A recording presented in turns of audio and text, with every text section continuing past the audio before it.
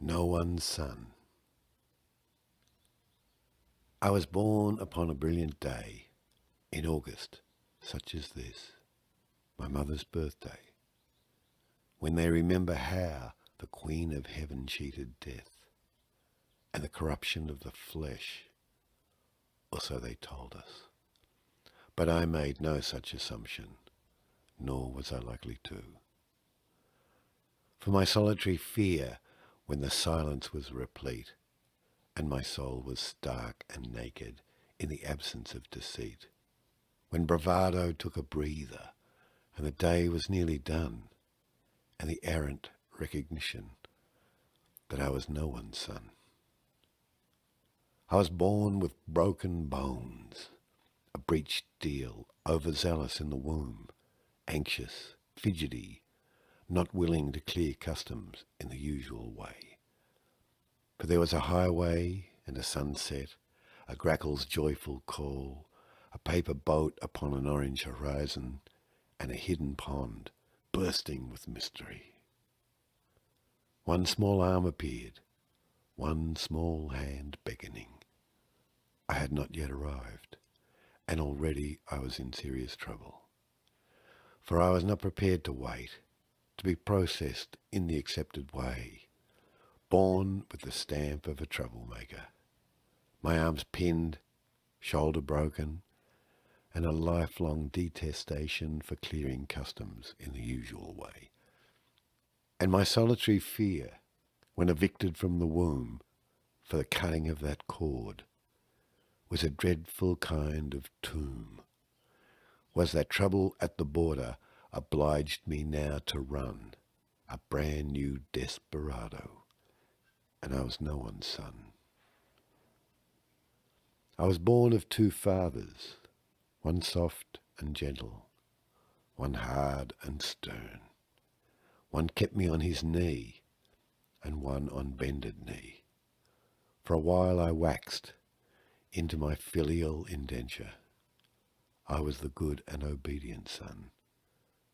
But then there was a highway, a sunset, and the mysteries of the night, the fragrance of the flesh, the urgent lure from innocence. I chose the world and turned my back on two fathers, closed the door behind me on two houses, to sleep rough in the world. I returned to one when I was cold and hungry, for I did not have to genuflect in that abode. I did not feel the eyes of judgment upon me at my father's table.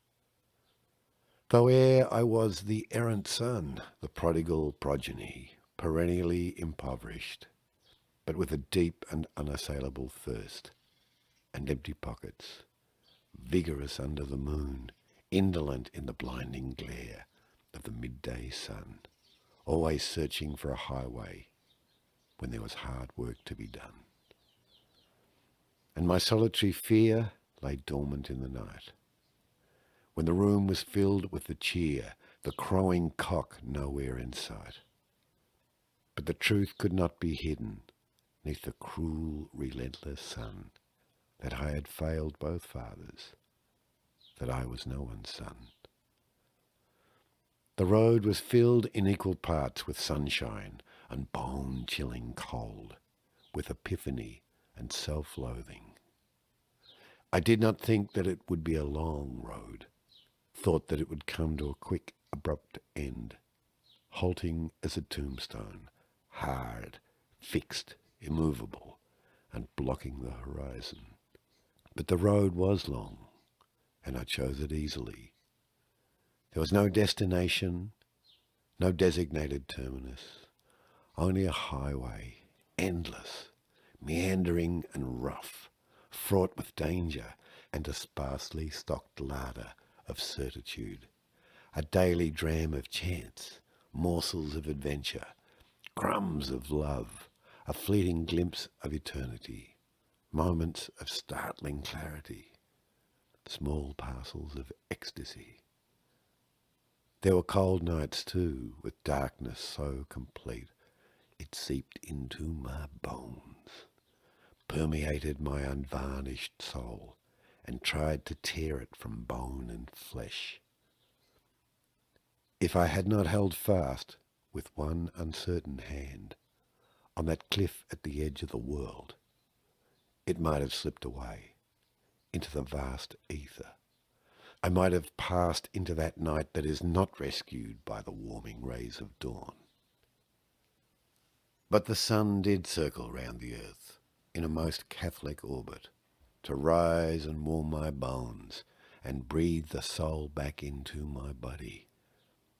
For I was born of the sun, of earth, wind and fire, born of the sun, running towards that final pyre, born of two fathers, a runaway pram, nobody's son, born on the lamb.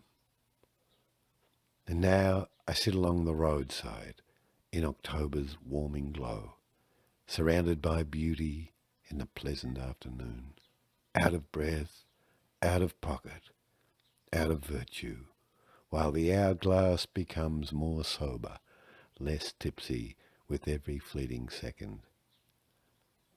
November, and the climbing path looms before me. I do not find the even footing of spring, and this road does not possess two lanes.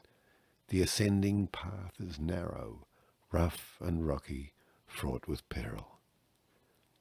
But who would build such a road unless there was some sanctuary, a cabin with a warming fire at the end?